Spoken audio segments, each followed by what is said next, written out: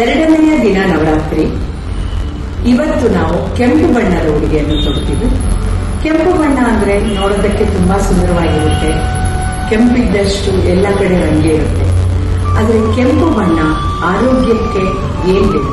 ಕೆಂಪು ಬಣ್ಣ ಅಂದ್ರೆ ಕೆಂಪಿಂದ ನಾವು ಎನಿಮಿಯಾನ ತಡೆಗಟ್ತೀವಿ. ಅಂದ್ರೆ ರೆಡ್ ಬ್ಲಡ್ ಸೆಲ್ಸ್ ನಮ್ದು ಕೆಂಪು ಬಣ್ಣ ಇರುತ್ತೆ. ಆದ್ದರಿಂದ ಎನಿಮಿಯಾ ಇದ್ರೆ ನಾವು ಫೇಲ್ ಆಗಿ ಕಾಣ್ತೀವಿ. ಸೊ ಈ ಎನಿಮಿಯಾ ಹೊಡೆದಾಡೋಕೆ ನಾವೇನ್ ಮಾಡಬೇಕು? ಪ್ರಿವೆಂಟ್ ಎನಿಮಿಯಾ ಅಂತ ಹೇಳ್ತೀವಿ ನಾವು. ಇದು ಹೇಗೆ ನಾವು ತಡೆಗಟ್ಟಬಹುದು? ನಮ್ಮ ಭಾರತದಲ್ಲಿ 40ರಿಂದ 50% ಜನ ಮಹಿಳೆಯರಿಗೆ ಎನಿಮಿಯಾ ಇರುತ್ತೆ. ಅಂದ್ರೆ ಇವರಿಗೆ ರಕ್ತಹೀನತೆ ಇರುತ್ತೆ.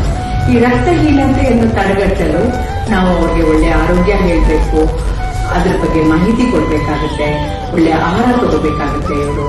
ಮತ್ತೆ ಗ್ರೀನ್ ಲೀಫಿ ವೆಜಿಟೇಬಲ್ಸ್, ರಾಗಿ, ಆಮೇಲೆ ಡ್ರೈ ಫ್ರೂಟ್ಸ್ ಇದನ್ನೆಲ್ಲ ತಿನ್ಬೇಕಾಗುತ್ತೆ.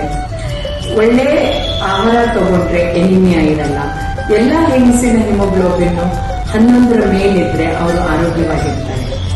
ಪ್ರೆಗ್ನೆನ್ಸಿಯಲ್ಲೂ ಕೂಡ ನಾವು ಎಲ್ಲಾ ಮಹಿಳೆಯರ ರಕ್ತನ ಪರೀಕ್ಷೆ ಮಾಡಿಸ್ಬಿಟ್ಟು ಅದನ್ನ 11ರ ಮೇಲಿದೆ ಅಂತ ನಾವು ಕನ್ಫರ್ಮ್ ಮಾಡ್ಕೋತೀವಿ. ಯಾಕೆಂದ್ರೆ ಇದು 11ರ ಮೇಲೆ ಇದ್ದಾಗ ಅವರಿಗೆ ಹೆರಿಗೆಯ ಪ್ರಾಬ್ಲಮ್ಮು, ಹೆರಿಗೆ ನಂತರ ಬ್ಲೀಡಿಂಗ್ ಪ್ರಾಬ್ಲಮ್ಮು, ಇಲ್ಲ ಮಗುಗೆ ಗ್ರೋತ್ ಪ್ರಾಬ್ಲಮ್ಮು, ಇದನ್ನೆಲ್ಲ ನಾವು ಪ್ರಿವೆಂಟ್ ಮಾಡಬಹುದು.